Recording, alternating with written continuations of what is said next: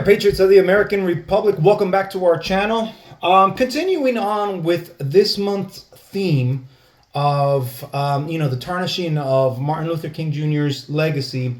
This past Sunday was the Super Bowl. It was the Kansas City Chiefs against the San Francisco 49ers. So, and for the past 2 to 3 years, the NFL has incorporated a black national anthem, in addition to our usual, right, national anthem, right? So this woke movement couldn't more accurately personify the racial divide within this country and the blatant disrespect of Martin Luther King's legacy from the same people who claim to believe in his message, right? So for years, the left has been pushing for segregation. I think we showed some examples in our previous episode of news articles of these racially motivated scenarios. Like speaking proper grammar's racist. Giving the vaccine to people of color first, right? Heck, we even went down the line of having different graduation ceremonies, one for whites and one for people of color. So I mean, there's constantly been example beyond example of racial divide that it seems to be escalating as the years progress. I mean, we've got examples of black churches, we've got example of black colleges. We have, I grew up watching BET, which was Black Entertainment Television. I'm pretty sure that there would be a huge uproar if there were something called WET, White Entertainment Television, right? But I mean, that's an obvious, right? And like I said, we've even had the call for segregated graduation ceremonies. I mean, the left has managed to deceptively convince people that segregation is good. I mean, many people like Martin Luther King Jr. fought with their actual lives to end segregation, and the left has found a way to deceptively convince, embrace, and champion for the return of segregation under the disguise of, social justice warrior. I don't even know what excuses they write. Fighting systemic racism, et cetera, right? So it's all a big giant deceptive Trojan horse, if you will, right? So what I'd like to do is I want to go into and showing you, if you didn't catch the Super Bowl, or if you didn't catch the Black Anthem, right? Let me just play a clip for you guys so that you guys can see what's been going on, and then I would like to get some reactions from some of the people that actually did see it, and then we'll go on into our political experts, if you will. So let's play the first video. All right, folks, so you guys remember I made a video on this not too long ago. This little interesting event. Stand and sing by the Kansas City Boys Choir and the Kansas City Girls Choir. With every voice and sing till earth and heaven ring with the harmonies of liberty.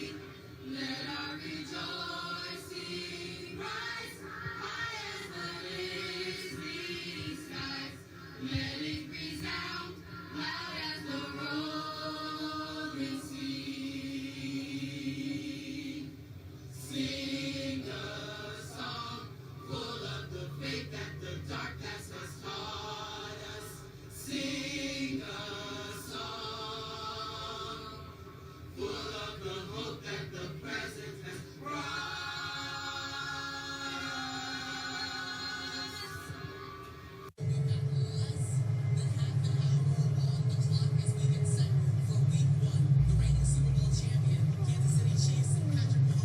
People have been booing this anthem or just simply refusing to clap pretty much since it's been implemented as an NFL pregame tradition. And of course, at the Super Bowl, nothing changed. Just take a look.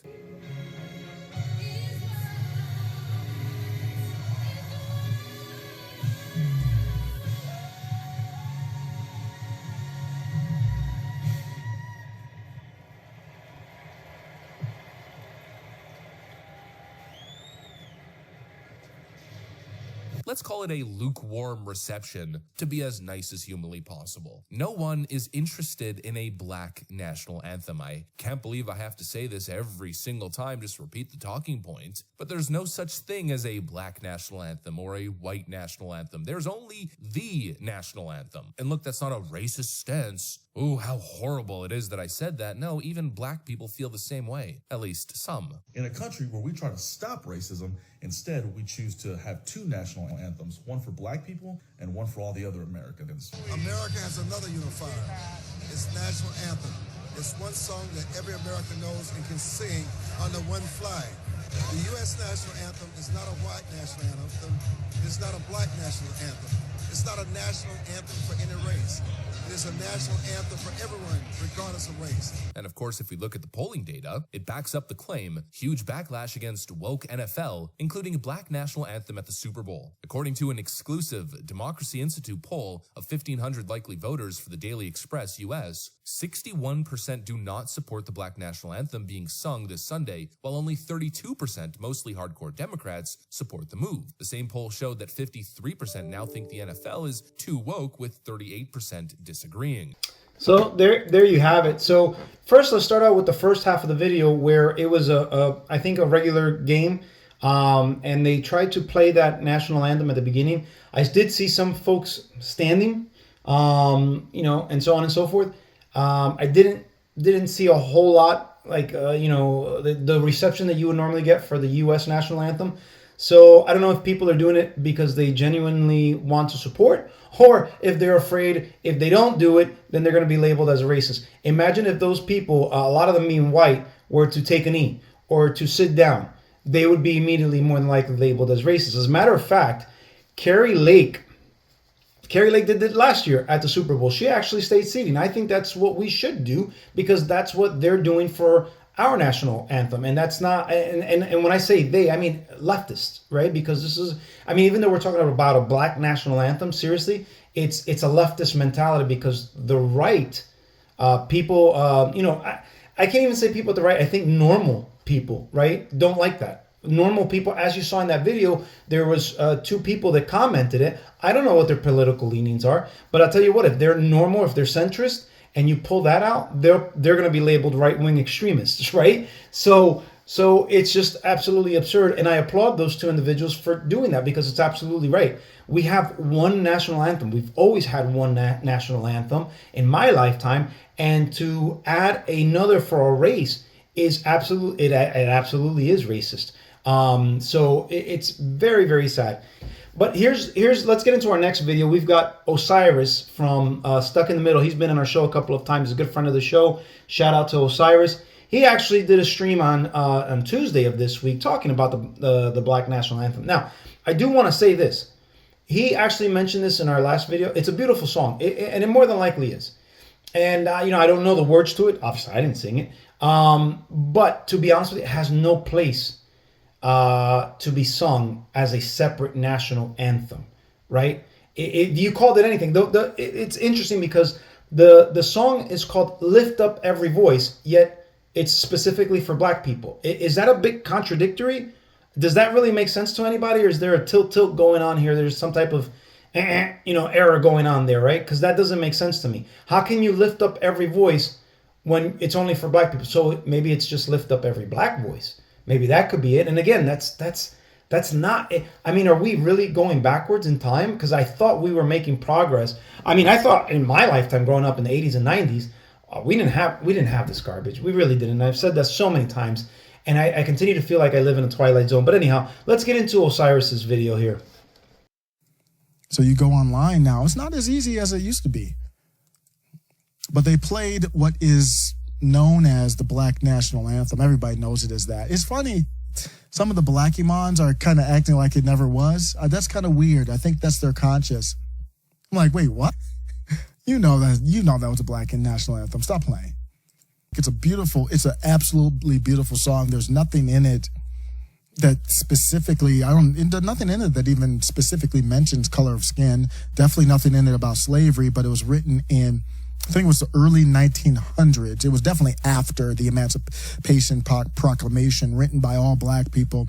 And why are you Blackie Mons? Any Blackie Mons happen to accidentally find this channel, also known as the White Safe Space, as Sabby Sabs kind of came at me the other day. Can you explain to me why you're not owning this song? Some of them are like, well, who said it was the Black National Anthem? Bitch, you did. What do you mean? Who said it was? What do you mean? I didn't say it. I know that. Where did we get it from? And I know it wasn't any white people that said it was the Black National Anthem. Y'all, see, I think there's a little bit of morality in them, and they're like, yeah, we don't really need this like that. I want to defend this, and then all of a sudden it's not the Black National Anthem, but some of them, not all of them. And then some of them have a cringe take with it too. Some of them have the take that, what's the big deal? What's the big deal about it? If there's no big deal about it, then why wouldn't you be okay with it not being sung? It's not sung at every event. It's not sung at every game. Here's what it represents. It represents the fear of Black Americans. Black Americans will speak about themselves like they're a separate country, but they don't have the heart to be a separate country. You could if you wanted to. It's called peaceful separation. It's called peaceful secession. Even if you hate me, that's a concept that you can still like. So you're not Black. So they want to separate themselves from Americans because they don't want to be called Americans. Obviously, that's why they want their own national anthem, or they're okay with the national anthem separately played there. You want to be called Black Americans, but you're really just blacks in America. And you don't know how to exist without yearning for the love and admiration of white people. That's why you call them supreme. That's why you call them supremacists, because you look at them as they are your masters, and you wouldn't know how to exist without them. And that's why you want the NFL to play that song, because you want their approval. You want validation through them. You're not God-fearing, you're white people-fearing. Because if you really wanted Black America, you would say, to hell with the Democrat Party that's got Haitian slaves in their home, that are giving young kids fried chicken and talking about basketball and roaches. You would tell them to go on somewhere and leave us the hell alone.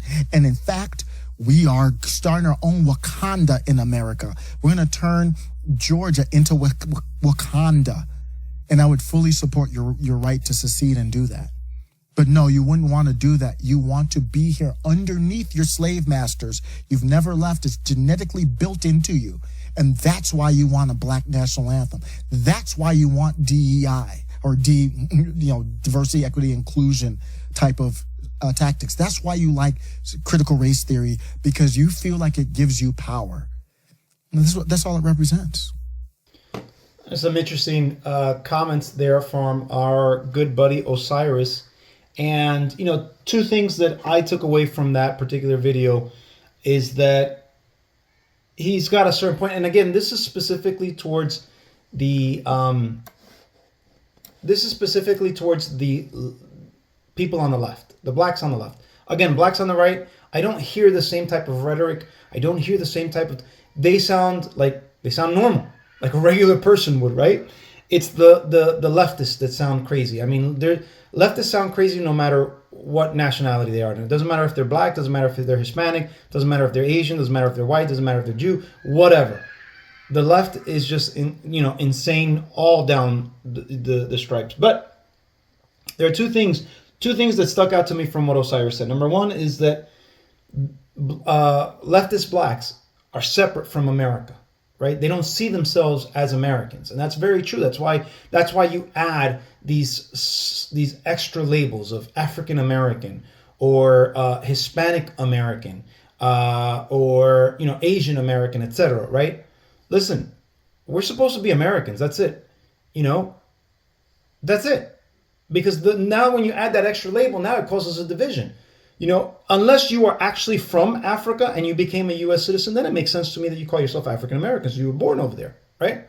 Like, my wife was born in Venezuela. She's Hispanic American. I'm okay with that because she was born over there, right? I wouldn't want her to forgo the country that she was originally born in, but she is a proud U.S. American citizen, right? If I had to move from the U.S. for whatever reason to whatever country, let's say Japan, I would not forego my American heritage, right? And unless you're coming from that angle, you shouldn't have a label. If you were born here and you were raised here, then by golly, you're American. Stop adding the extra label. The other thing is, they don't see themselves as part of this country in the sense of they're just people in the country. They don't see themselves as actual Americans, right? Forget about the subtitle of African American. They don't even see themselves as Americans, which is why they hate America, which is why they hate the history of America, which is why they currently hate America and everything America stands for, and yet they refuse to leave America, which is, again, the benefits of this country sure are nice. They're so nice that the haters won't even leave. And that's a reality. That's a reality. Last video that I have for you is the very beautiful, very smart, very intelligent Candace Owens. Let's check her out and see what she has to say regarding the Black National Anthem. I watched the Super Bowl so that you didn't have to. Just kidding, I didn't watch the Super Bowl. I didn't watch the Super Bowl so that you also don't have to watch the Super Bowl. It doesn't matter. We are going through the top 5 moments and what we learned from those moments.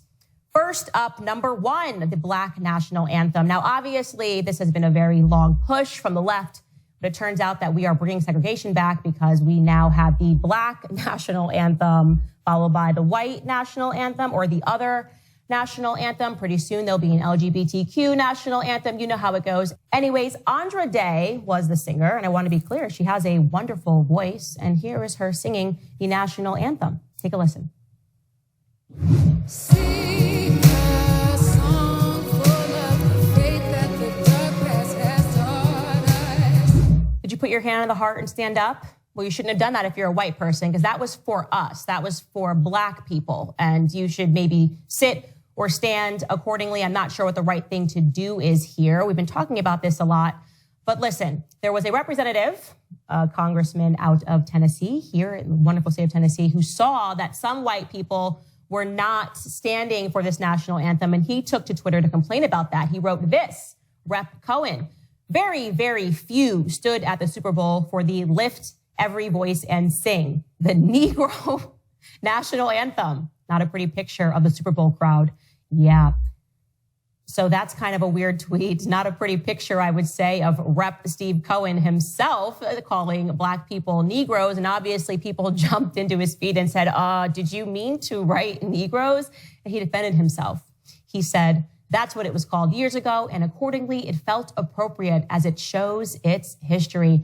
I love that so much. I love that we are just going so forward that we're going backwards, and we now have representatives that are just referring to Black people as Negroes again. And if you keep going, we keep going backwards in the history, we're just going to have to start dropping the hard R. I mean, we're just going to have representatives referring to us as the N-word because it's historic or something, and we should be proud to have that or something. Obviously, pointedly ridiculous. People shouldn't stand for this because this is not a uniting anthem and is not bringing people together whatsoever. In fact, what it's encouraging is for Black people to segregate ourselves and to be proud of that segregation. I say we give it a couple of years and we're going to have colored people signs on water fountains again.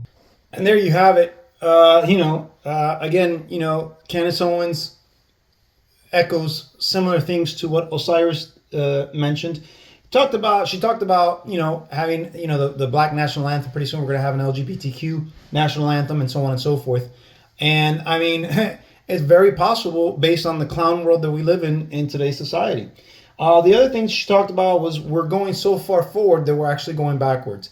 I know that's an oxymoron, but it's true. I mean, think about it. What is the word progress? It means to move forward, right? And so we're moving so far forward that we're actually moving backwards. If we're talking about having a separate national anthem for Blacks, separate schools for Blacks, separate graduation ceremony for Blacks, et cetera, et cetera. It's absolutely ridiculous.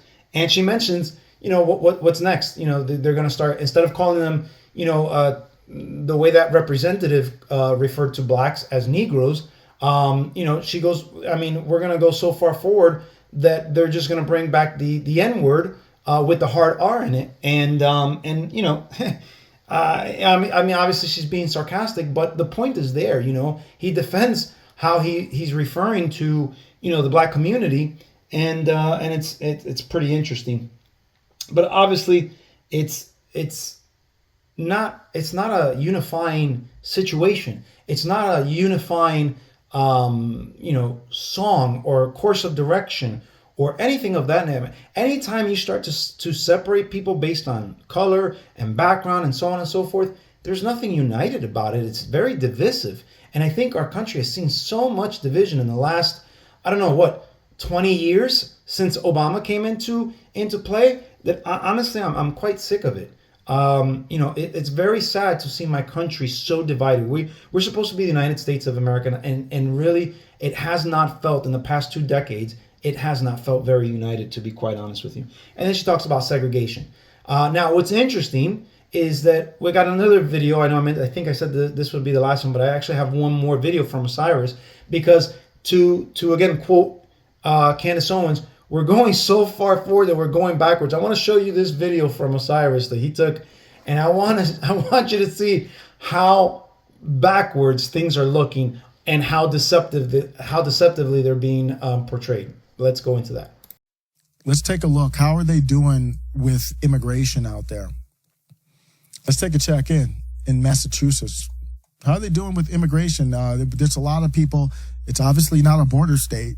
Why is that such a big problem? I don't know. Let's check in. Story you'll only see here on NBC 10 Boston. A migrant family from Haiti is sharing their experience. They're searching for shelter in the Boston area and then recently found a host home in Brookline. And now they're looking for jobs. As NBC 10's Aaron Logan reports, they say these last few weeks have been life-changing. And it's been an emotional few weeks for Wildande Joseph and her husband. First, sleeping on the floor at Logan Airport, then in Children's Hospital with their 2-year-old daughter who got very sick. She felt bad, as any mother would. Now, the Haitian family speaking Spanish. Continuing on, I have no idea how that happened. Now things are looking much brighter as they've been welcomed into Lisa Hillenbrand's. Take a look at this visual. So the Good Samaritan family, this is kind of like the He Gets Us, the type of person who would agree with the He Gets Us ad during the Super Bowl. That's who this person is. But it takes a dark turn. Welcomed into Lisa Hillenbrand's Brookline apartment. Tu niña es muy alegre ahora. Sí, muy alegre. Cuando se levanta en la... What timeline are we in? We have Spanish-speaking Haitians getting shelter in people's homes in America. She says her daughter is very happy. When she wakes up in the morning, she says, "Hi, Lisa," and everyone starts the day smiling. So this family just took them in. It's a delight, and it's really fun having them. What I realized is there's so much prejudice against refugees, mostly because people don't know them. Lisa says she feels like she has her own personal chef, as Wildande loves cooking. They didn't do what I thought they did they? People don't know them. Lisa says she feels like she has her own personal chef, as Wildande loves cooking. ¿Te gusta la ocupación? Sí. Sí. In fact, her goal is to open up her own restaurant. The couple has their work permits and they've been taking English classes. Do you see what they did there? That was slick. Then they started going into work permit. They have dreams of getting a restaurant. It's a delight, and it's really fun having them. What I realized is there's so much prejudice against refugees, mostly because people don't know them. Lisa says she feels like she has her own personal chef, as Wildande loves cooking. She loves doing what? Bruh, they got slaves nowadays. They bringing slavery back. Remember, Biden said, they're going to put you back in chains. She loves cooking. And pretty soon the family's going to be like, she loves picking cotton too. Yeah, she's real good at it. We wanted to welcome these people in our homes. There's, not to mention there's thousands of homeless Americans already that you could have, if you were really cared about this, you could have welcomed an American or thousands, a veteran or what. You could have had your doors open the whole time. Maybe they have, I don't know, but that's something I would check on. Like what just snapped in your head? Oh, maybe because it's that Haitian food. Oh, you know what? Get on that stove. That meal tastes good. Did you hear what did you see what Dodonda made? Dodonda was crazy, man. She was in the kitchen, man. She was cooking it up. She was doing that soup, and she was doing that. What do they in Haiti, like the fritters, and she was cooking it up, man. I like this. How long you gonna stay? And then it starts. That's the simulation that we're in right now. And then it starts. What if Dodonda says, you know what? I'm not feeling like cooking today. That's why they got that whip. We're recreating the wheel. That now you're finding out how it all started. I like this. She's staying at the crib. She has no rights. It's my crib. She ain't got nowhere to go. Okay. How about you do laundry next, Dodonda? I kind of think there's some dishes to do too. Dodonda's in the kitchen. She cooked the meal. She'd be like, yeah, who's going to help with the dishes? Dodonda, I think that's going to be your job. And then they go over there too. You not busy? Go ahead and shovel this driveway real quick. This is not where you want to go, y'all. Why are we doing this? This is not good. Pretty soon, there's going to be whips, chains, and then they're going to say, you know what? Why don't you guys have that kid? I'm glad that your kid's better now. She's going to have to do some work too, though, when she gets to be 10. Yeah, we're going to put a fence around the perimeter. Don't worry about that. We might even call it a plantation. They're starting it all over, man. Democrats are wild. They have no self-awareness, no nothing. Dodonda's over in the crib. I like this. What do you think? What do you think the long-term kind of plans are for Dodonda? You going to help her get back on her feet to open up that restaurant she wants to? What do you think? A delight. And it's really fun having them. What I realized is there's so much prejudice against refugees, mostly because people don't know them. Yeah, you don't know how well they can cook and clean for free. Lisa says she feels like she has her own personal chef, as Wildande loves cooking. Wildande loves cooking. Are you paying her? What's happening here? As Wildande loves cooking. ¿Te gusta la ocupación? Sí. In fact, her goal is to open up her own. What if Wildande doesn't like cooking anymore? She's going to have to find a new crib, a new responsibility in that same crib. Democrats are going back to indentured servitude. How about those apples? So there you have Osiris, obviously being maybe a little exaggerated, but the parallels are pretty close if you start to compare it, right? Indentured servitude. I mean, he made some really good points there at the end. What if she doesn't want to cook? What if she gets tired? What if she doesn't want to do the dishes? Then what? And like I said, the parallels are obviously close. I don't think we'll go as far as reintroducing slavery, but my gosh, does that optically look bad?